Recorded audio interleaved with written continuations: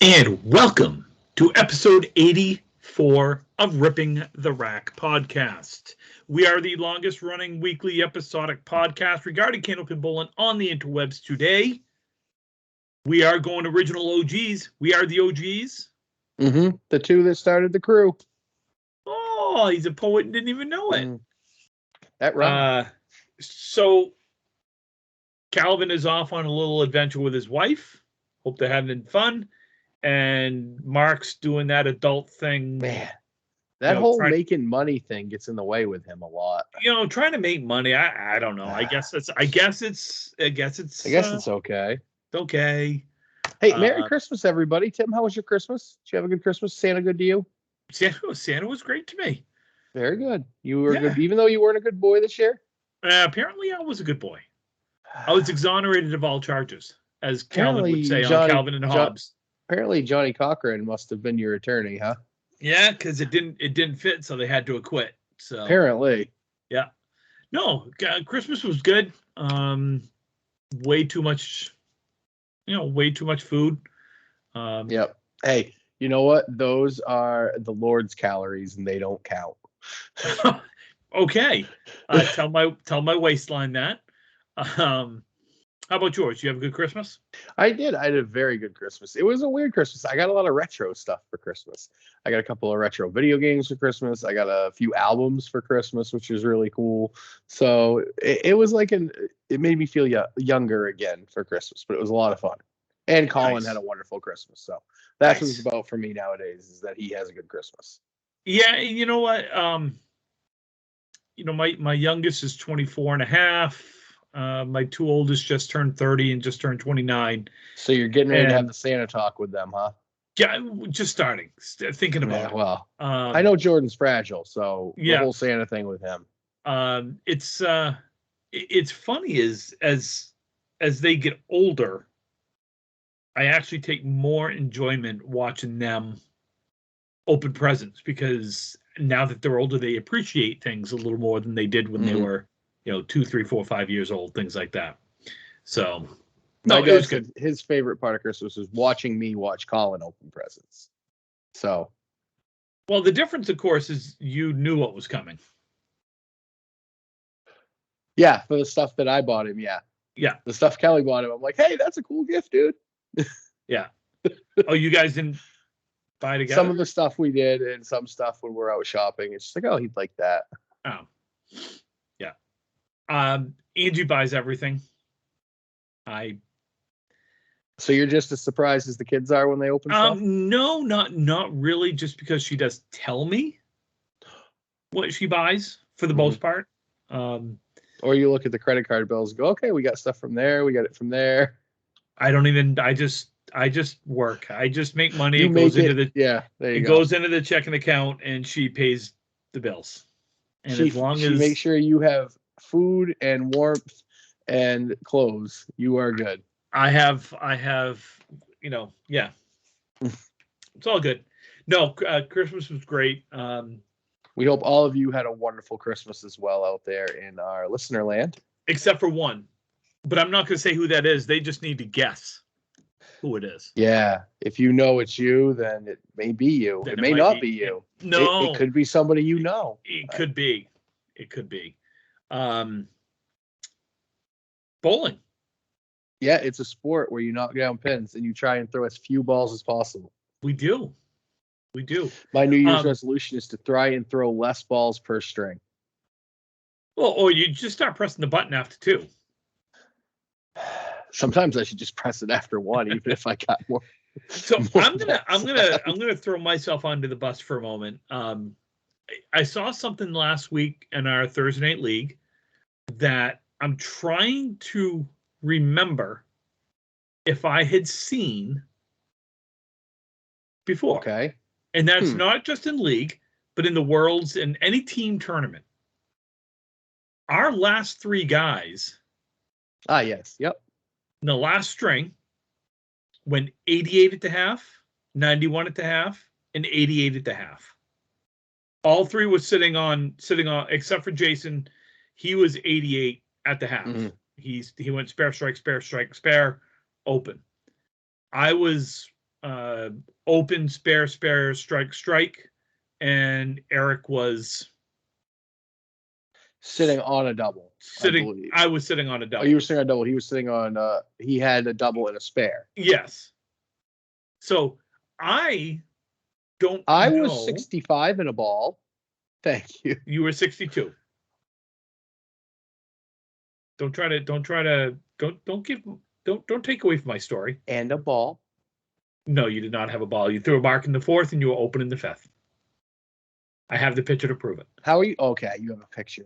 Yeah. You're the worst effing scorekeeper I've ever seen in my life. There's no way you remember any of this like that. I do, but I remember it. So, and I also remember that I then proceeded to punch 4 out of 5 in the back half and miss a 9 pin. Yep. And miss a 9-pin drop, and only ended with a 136 or 139, 136. I don't know, whatever that mid to upper 130s. Eric had a 149 and Jay had a 171. So overall, great ending from your three. From your 3, 4, 5. We were 684 scratch that string. I know, but I'm sitting back. I don't know as if I've ever been on a team where I had 3 guys 85 plus at the half in the same string. I'm sure I can't remember if I have, but I'm sure. Again, I'm sure I have. It was pretty neat. It was just kind of neat to see. Too bad I shit my pants and couldn't do anything in the back half. You struggled, yeah. But if I had done that the first half, if I had thrown a 40 we talked about this, yes. Or 48, 47 or whatever it was.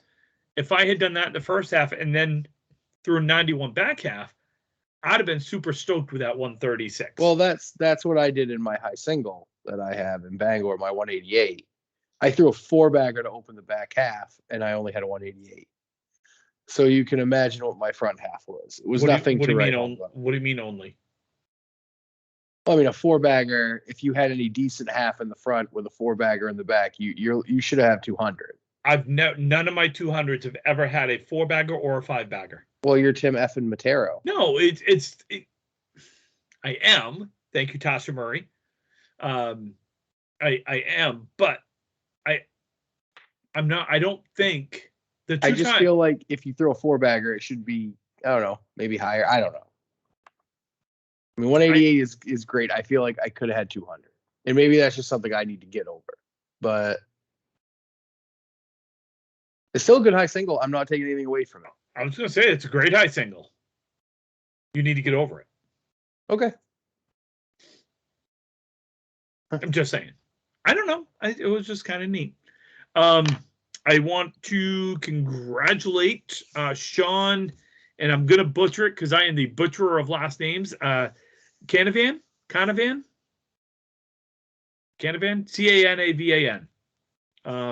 I saw it on someone posted it on Candlepin Chat.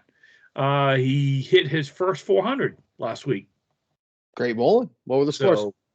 I don't know. I didn't write down the scores. I just congratulated him on his first. Good first 400, man. They all get easier after this. No, they really do. Honestly, once you get one, it seems like they get easier to get that first one. It always seems like in the last 5 boxes, the pins are made of tree trunks.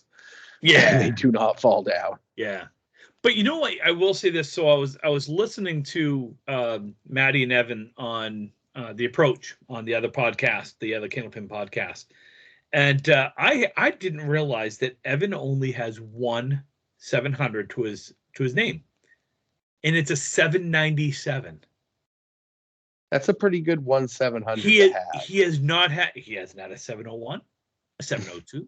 I'm not going to go through them all, but I mean, the whole point being is most of the time when a person gets their first 400, 700, whatever it is, it's usually a lower number of that denomination. So like a 710 or a 715. 797. Like, I don't even know if I can quantify having your only 700. It's like having your only 400 and going 480. Yeah, my first 400 was 403. That's what I mean. Like, Yeah. Or Sean, his first 400 was what, 40? I think he threw 406, something like Yeah. that. Which again But is fantastic bowling. exactly, it's still over a 133 average. But it just was, I don't know. It was just kind of funny to me when I was listening. Here's to a that. question I have: what is it about anything 390 that's not 400 that's disappointing? Because we all go in, and ideally the number is what, about 370. Ideally, you'd want to bowl every week and you'd be happy. Somewhere in there, 370 or better every week, and you'd be happy. But you bowl 390 or 393 or 395, and all of a sudden you're like, man, and you're like, and you're disappointed. It's like, so I'm gonna actually put a hammer to that. okay. My goal every week when I go into league or when I go into is 390. My goal is not 400. And someone asked me once, well, why isn't you go 400? I'm like, because 390 is still a 130 average.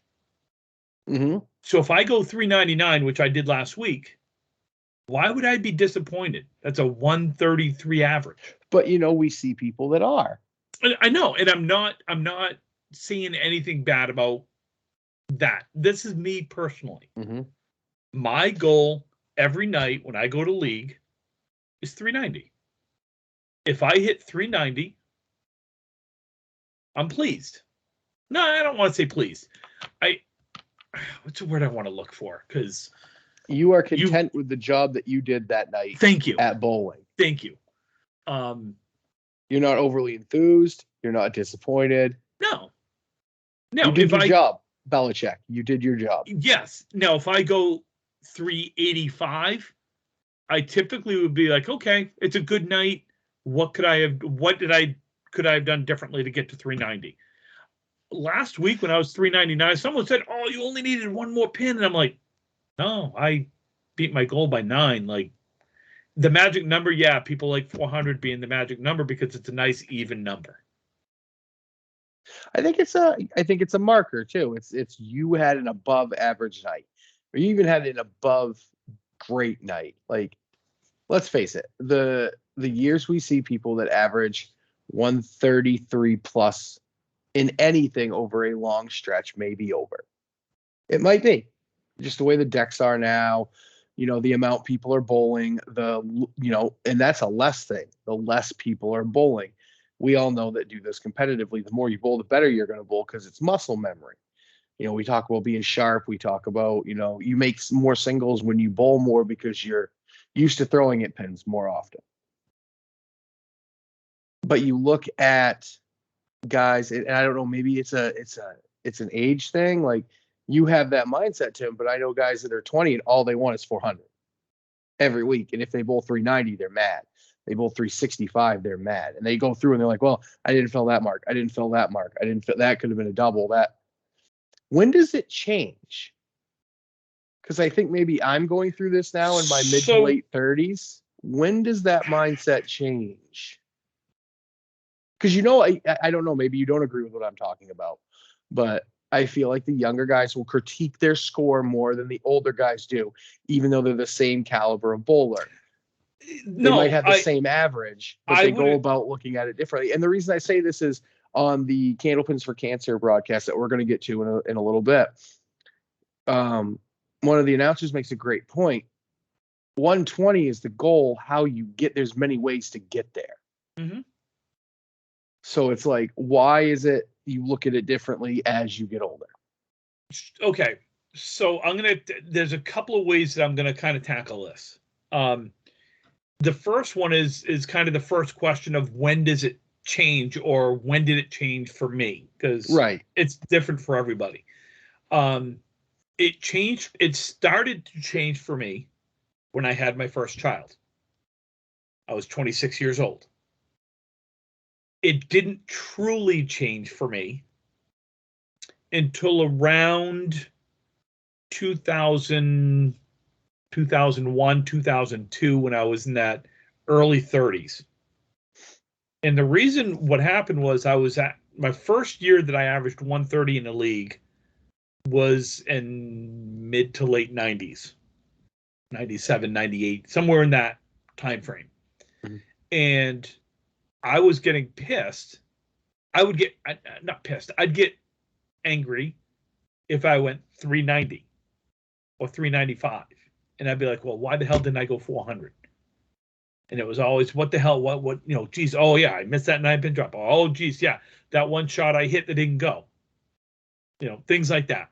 I was always angry that instead of looking at it like, oh shit, okay, no, I averaged 130 for the night. It's a good night. Not many guys can sit there and say that they averaged 130 in the league for the entire year. Maybe more so back in the day when the pins were a little better. People were bowling more. Yeah, maybe, but still, even if you watch those old, the old TV shows, 127, 128, 129, and then occasionally you'd have a guy with a one, also would come up and he's 132. Holbrook comes up and he's 128. Sarge in the early 2000s. Sarge in the early 2000s. Yeah. So it was around that time where it started to change for me. Mm-hmm. It truly was when I was late 30s, early 40s, when I stopped caring what the score was, I guess. Not caring. No, I understand what you're saying. This is kind of what I'm thinking about. And I think there's a stigma, not about what you bowl, but I think there's a stigma in how you get there. Sure. And I've noticed this. Like, someone's like, oh, well, I had an 8 mark 125. Dude, you bowled 125. Who cares how you got there? That's a good string. You tell me you bowl 3 125s and you're not happy. Maybe this isn't the game for you, bud. Now, if you bowl that and you lose each string by 2 pins and you're going back through fills and you're like, okay, now you have something to be irritated about. It's not your fill. It's not your score. It's, that's what to be irritated. Sure. But I think there is a stigma, especially amongst young guys. And I say young guys, like, 20s, in between, 18 and 30, somewhere in there, that if you bowl like 130 and you throw like 7 marks, everyone's like, dude, that wasn't great. You like, dude, it's 130. Like, yeah. And I'm just starting to get that now in my late 30s. Yeah. So I will still, if I start out a night with a 150 or a 160 in the first string, mm-hmm. and I only bowl 390 or 395, sure, I get a little bit irritated. Okay. I can see that, though, because you started out good. What happened? What changed of that ball? Is it still a good night once I take a step back the next day and I think about it? Yes. But in the moment, I'm still competitive enough, and I still have that ability or the drive or whatever you want to call it to go big, that if I start out like that. Now, if I finish like that, again, this goes back to when we were talking about having a 90 front half and a 46 back half and being pissed off because I went 135, 136 versus a 40 front half and a 90 back half and being like, yeah, I bailed that out. Nice. I'll take that. You know what I mean? Like, yeah, no, I really do, because I think when I struggle, when I bowl, because you know me, I'm a streaky guy. I throw a couple marks in a row, I'm going to start bowling good because I get that rhythm, I get confidence. When you start struggling is when it feels like, and this is a phrase I use to myself, is you feel like you're trying to save the string every single box or ball you throw. Mm-hmm. It seems like everything is you're trying to claw your way up instead of just taking it one thing at a time and saying, okay, yeah, I had a 6 box, but I can still get to something from here if, and I've noticed this about, and you hear people talk in tournaments and stuff, and you see guys throwing 118, 120, but they don't feel their marks great and they're disappointed. And I just feel like you're not going to bowl good if you're disappointed like that. I just feel like an attitude change is good. And I think that's why you see guys, the great guys are going to be great no matter what. But you see guys who bowl better in their later years, not so much as their younger years, even though they're not as athletic or flexible or throw the ball as hard. And it might be that it's that mental game. Yes. And I'm gonna say the biggest difference between, and again, I struggle trying to talk for other people, so I can only talk for me. The difference between my game now in my game 25 years ago. Simply put, was I could get lower 25 years ago. Mm-hmm. Which means you throw more rotation on the And I ball. put It's more faster, rotation on the it's ball. harder. Yeah. It was not. I actually throw the ball faster now than I did 25 years ago. The difference is I can't do it for 10 strings, throwing as fast, throwing as hard as I do that I could back then. So 10 string tournaments, I have to monitor myself. I have to dial back just a tad. You have to watch how the ball's breaking. There's more things that I look at than just speed at that point. Right. But ultimately, yeah, I really do think that the biggest difference is my mental game now versus when I was 25. That's the biggest difference. I'm older. I don't get as mad. I still get mad. Let's face it. We all do, though, because we're competitive. We all get irritated. There's a difference between being competitively mad and just being a dick mad. Yeah. And I think the problem is, and I was guilty of it, and I wish I had learned this 10 years ago. But I see guys who were good bowlers and they're bowling near the bottom of the lineup and they throw 120, but they throw 6 marks to do it. And the next string they come out and they're so mad they're throwing the ball so hard, they throw an 85 or a 90 because they're blowing everything through the curtain. And it's because they're mad they threw 120 the first string. Mm-hmm. And I wish I had known this years ago that it does not matter how you get there as long as you get there. Yeah. Ultimately, you're right. It doesn't matter. I'll say this, if you're bowling a singles event or a doubles event and it's a 10-string tournament, it doesn't matter how you get to 1,300 as long as you get to 1,300. Exactly. Right. The difference is in a league, it only matters how you get to 390. Depends on how the strings go.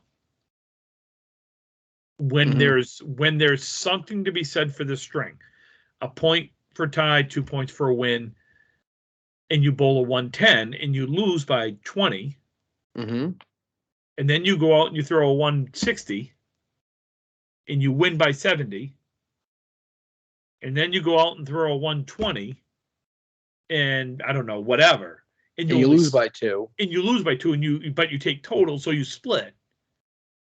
And you bowl 390, some people say, wow, you had a great night. And I look at it, no, the night sucked. See, and I think that's the difference there. I think when you're younger, even if you're a good team bowler, you're still concentrated on your individual stats. And I see this sometimes, and I don't know, I'm weird. I like to listen to how different teams talk when they're in pits and stuff. And you notice the really good teams always talk about, we're this, we're that. This is our count. They don't go through and say, you're up, you're down, you're this, you're that. It's, okay, we're this, we got that. It's a we thing. And I really think that could really help young bowlers if they understand. And I know what you're saying, though, Tim. I get that. With it matters in what strings you throw it. But let's face it. If you're going to bowl 390, more often than not, you're going to take 6. And I say more often than not because when I threw my high 3 ever at 463, I did not win that match that I was bowling that guy. I was bowling Jason Kaler, who went 475. The difference is Jason didn't take any points. They lost all 8, and he bowled 475 that night. Because the guy bowling in front of me, my dad, went 420 and we took 8 that night. But Jason wasn't mad. And maybe that's just because it's Jason, and he's the most low-key, laid-back person I've ever seen in my life bowling. But maybe that's why. Maybe that's why Jason is so good. I can't be that low key. I mean, I am learning, and after listening to Amanda talk when we had her on a couple of weeks ago, and I've talked to some others, and I do it occasionally. Is compliment whoever I'm bowling against, or hey, nice shot, or whatever it is. I'm trying to be that supportive type of a bowler, because I enjoy bowling against Jason. and having him cheer for me while I'm bowling. Well, there's a difference. Like it's fine to cheer for people after a ball. It's fine to cheer whenever you want for people. I get that. But the reason that it boggles your mind with Jason is he'll do it in between balls, like when he's getting ready to go. No, I know. But he's not just talking about. He's just not. Yeah. Talking about the person he's doing. The other match beside him. Yeah. That's where I'm just like. And for you, it's like, how can you concentrate? Like, I understand with you, like after a box or something, hey, nice shot, like. But it boggles your mind how he does it, like to everyone as he's getting ready to go. I've seen him congratulate people 2 steps into his approach. Yeah. Yeah. I mean, I don't know. Good talk. I do want to talk about a couple of things real quick, and then we've got a couple more questions. Yeah. We do have a couple of tournaments. Riverwalk has their New Year's Best 5 of 7 that is coming up this week. I think it's full. I think Marky has a wait list going. I don't know. I just wanted to bring it up and let people know they can find it on Candlepin Chat, or they can reach out to Marky at Riverwalk to find out, or Melissa, and find out what things are looking like. They also have their weekly King of the River. It was canceled this past Sunday due to weather. Probably a good idea. There was a lot of bad ice down there from what Marky was saying. Yeah. And then so that'll be this Sunday. Again, they're talking about weather this Sunday as well. Rain closer to the coast. Yeah. So pay attention to that. We have Central Park Lanes. Sunday, April 10th, they have a max of 22 teams. This is a doubles event, scratch doubles event, paying out the top 4, $1,800 to the winning team. Right now, there is a wait list. So reach out to CPL. You can find that information on Facebook, Candlepin Chat as well. Again, that's Sunday, April 10th at 10:30 in the morning. I feel like I'm missing one. I know I'm missing one. Bob Allard has his Battle of the Sexes tournament at Portsmouth. Check on Candlepin Chat for that. I believe that is Saturday, January 16th.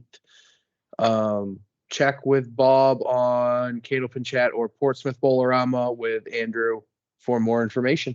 Yeah. For Canada, sorry guys, it looks like you guys are all shutting down again. Man, I don't know. You reach out to Calvin, Jess Bain, someone. Corey Smith. Find out what's going on for tournaments up there. I haven't seen any updates. I just know that, they're doing some restrictions. I believe it's no leagues and 50% capacity in New Brunswick, I think. I honestly, I heard the border is in danger as well. Yep, that's what I heard. And it wouldn't surprise me if the border closed down again for a month or two. Unfortunately, I hope the Stewart still happens in March. That's a long time away, but it's not really. Other than that, check Candlepin Chat to see about any upcoming tournaments. I know Webster Timber Lanes has a tournament coming up, their 2nd annual South Shore Classic. Matt Nichols posts a lot of tournaments. Check with Matt. And Eric Bromberg posts quite a bit about spare time tournaments, which I believe Sunday, February 20th is a handicap 10 stringer. So that's a big one down that way as well. More to come. Check that out. We also had first episode of the Candlepins for Cancer. That is up and live. Congratulations, Alfie. You did a hell of a job with it. It was great. I watched it. What a great match between Fuller and McGinty. Why don't you talk about it, Brian? Oh, well, I mean, the first string was just 2 guys, 2 great bowlers, just bowling consistently. The second string started out with some great fireworks. They both threw a double to lead off the second string. And they were both very, very convincing hammers. In the end, it came down to fill balls. It came down to who filled their marks better. And McGinty just filled his marks better at the right time. Unfortunately, Fuller had a 3 fill near the end. And that's kind of what cost him. And he knew it. He said it in the after show interview that was the fill that cost him. But, Fuller bowled great as he always does. even with some bad fills. McGinty's just on fire right now. Let's talk about that kid. He is throwing the ball crazy good right now. Mike McGinty is terrible. He sucks. He is the worst bowler in the history of bowlers. Kid's a stud. He's a meat hammer. I love him. I love Mike. He's again, a chocolatier. He is a chocolatier. Throws a hell of a ball. He's going to be one to really watch for. And I know we've been saying that. He's one of those young guys that is getting his mental game together quicker than others. There it is. You sound like Boba Fett. Oh, it is. Back. Oh. Damn it. No. So again, congrats to Mike McGinty. He moves on to face Dave Godwin. Not sure when that episode will be up. I don't know. They didn't check with Brandon, no doubt. I believe Brandon is editing those. I think so, and I think the goal is to have a new one a week. And that is found on YouTube on the Candlepins for Cancer. You can also find it. I believe you can find it on Alley Chat. Yep, it is on Alley Chat, and the links are in Candlepin Chat as well to find that. So check it out. They did a great job with it. The only advice or that I noticed when I watched it, it's a little bit dark when they're using the video, when they use the video feed from the lane back to the bowler. I know when I bowled on TV, way back when there was bowling on TV, you had a lot of lights. There was a lot of lights coming at you. There was a lot of lights behind you. And hey, we know that stuff is not cheap. Right, so we're not saying run out and buy it. No. Yeah. I'm just saying, in the short term, my suggestion, and again, this is only a suggestion until they find either a place that has a little bit better lighting. Being a dick. Either A, find a place that has a little bit better lighting, or B, go with the camera behind the bowlers facing the pins, and then the pin camera. And I think again, they'll find their stride. That's the first one. Our first few shows was terrible. What do you mean? Our first 83 shows were terrible. According to some people, we suck. Not much better. According to some people. Hey, what do I say every week at bowling? That was a good shot for me. I'm not that good. Yeah. Well, low expectations, Tim. It's a low bar to jump over. I know. Let's see. So let's we'll keep going for a few minutes. Mm-hmm. We were gonna have a quicker show, but we'll keep going for a few minutes. Question for you. Okay. From a listener. How do you define underrated versus overrated? I thought we did this one. We did not. We kind of touched on it. But I think what the person was really looking for is what I'm not going to go with is who do we feel is underrated, which I don't mind talking about that.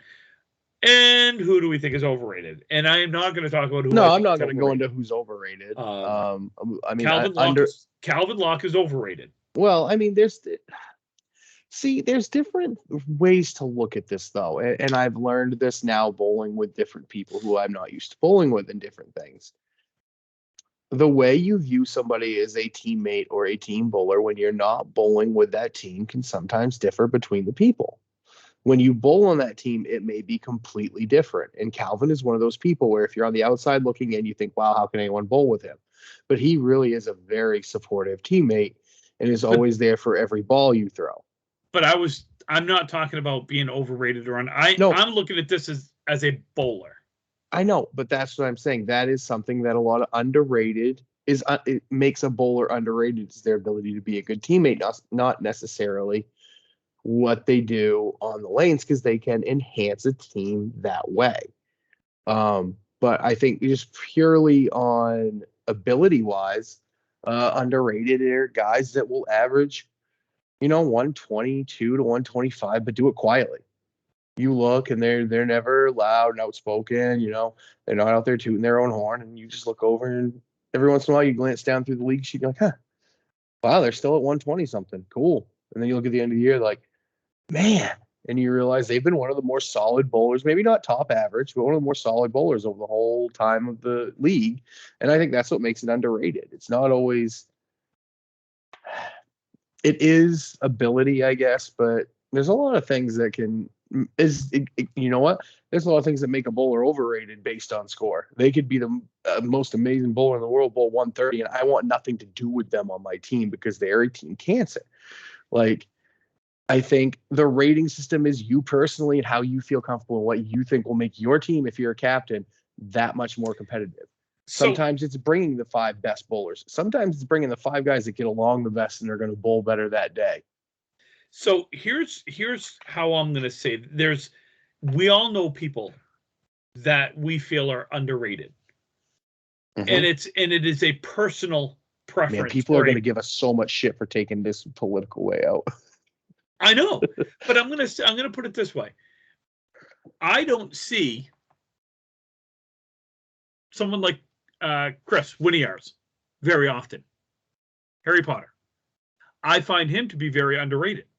Absolutely. He throws a great ball. He's very consistent. Jeremy Seaholm just cracked our top 10 on the rankings. Very underrated in my eyes because of a number of things. Number one, he's a quiet dude. Mm-hmm. He's funny. Like when you get to talking to him and things like that, he's a funny dude. He's a good dude and everything else. But he's quiet. He's not flashy. He's not going to do a lot that draws, like you said, he's not going to do a lot that draws the attention to him. He doesn't throw the power ball like Daly or something like that. He's not going to throw the 170s consistently, but he's going to throw 120 to 130 pretty much. But if you look at his course of his career, he is highly underrated. He's been on TV. Mm-hmm. Been on, I think he was on the Channel 5 show, if I'm not mistaken. He's been on some of these bigger TV shows. Mm-hmm. He's been around the game a long time. But yet people still don't talk about him as being one of the top 10, 20 type bowlers. And the dude is actually a top 10 or 20 type bowler. Let's look at our number 1 right now, Bobby Witt. Bobby gets lost in that conversation a lot of best bowlers. He does. When we talk in the worlds. He does. I'm not saying Bobby's underrated. I'm not saying that. I'm saying Bobby's rated appropriately right now for how he's bowling. But I'm saying when we get into those talks about, who are the best bowlers currently, sometimes Bobby gets forgotten a lot. Sure. No, absolutely. Because he's not loud and outspoken. Hell of a nice guy. And one of the nicest guys you'll ever meet. But yep, and there's your Boba Fett again for some reason. And you're back. And overrated, folks, is it makes me laugh because I've never rated myself. I've never, ever in the history of evers rated myself as being good, bad, how do or you measure different. yourself up against people, Tim? I bowl. No, it's a Caddyshack reference, right? I know. Okay. So I've heard people say, Tim's overrated. Okay. I've heard Tim's underrated. Okay. Overrated to me is pretty simple. You may have had 1 or 2 good years, but yet people still 10 years later are talking about how great you are, but you haven't been great in 10 years. Mm-hmm. Okay. I'm not talking about someone like how old is Craig Holbrook? He's what, 60? 59, 60? Yeah, he's in his either late 50s or he's still a hell of a bowler.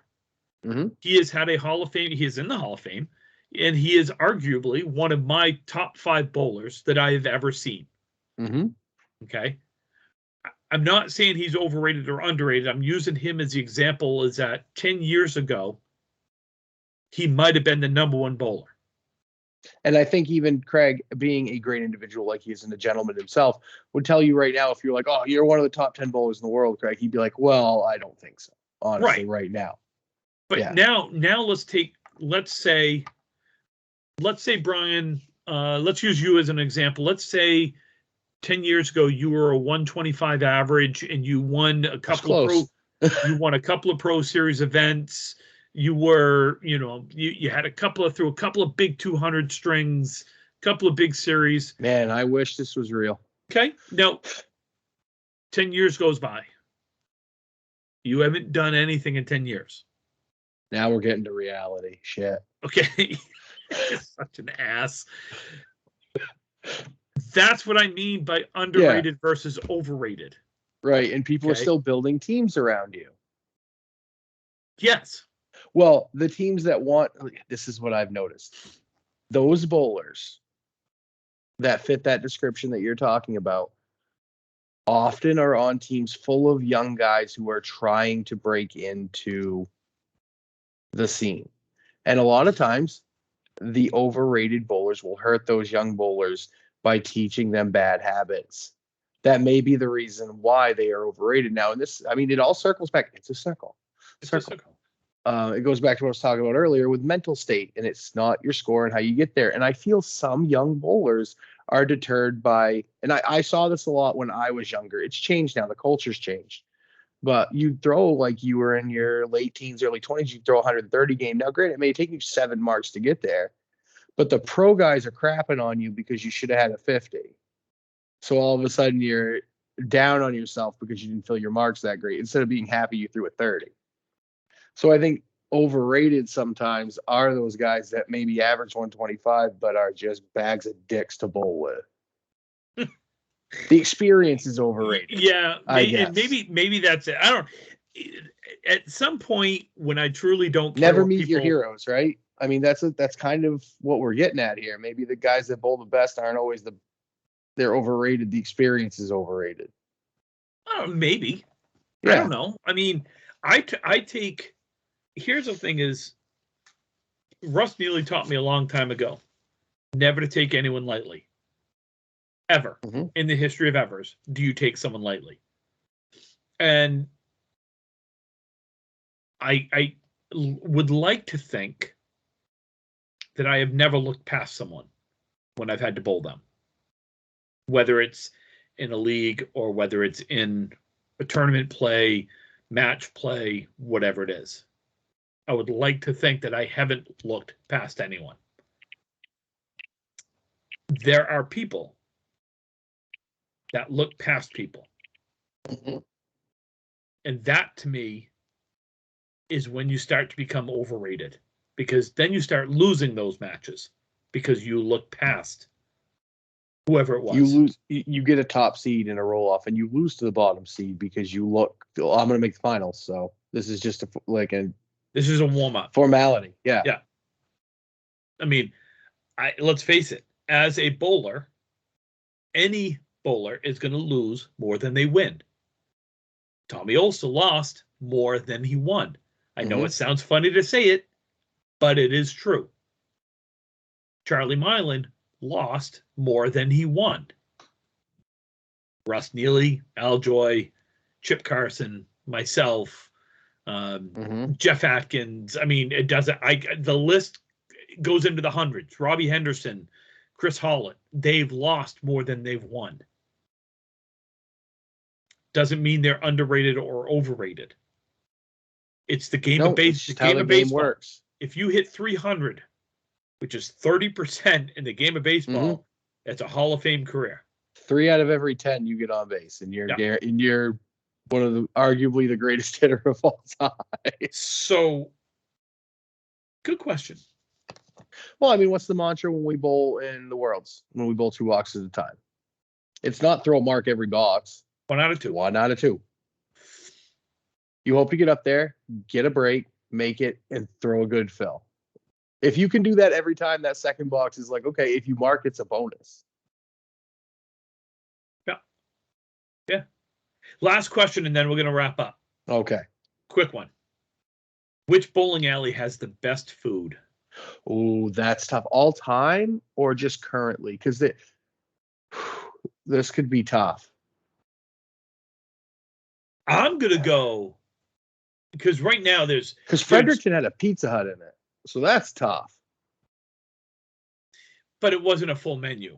So bowling alley food. I'm going to go with Penny Lane is really good in Bangor. Yep. 1710 in Augusta. That is excellent. Excellent food. Exeter Lanes. Excellent pizza. That's all I've had there is the pizza, but still excellent.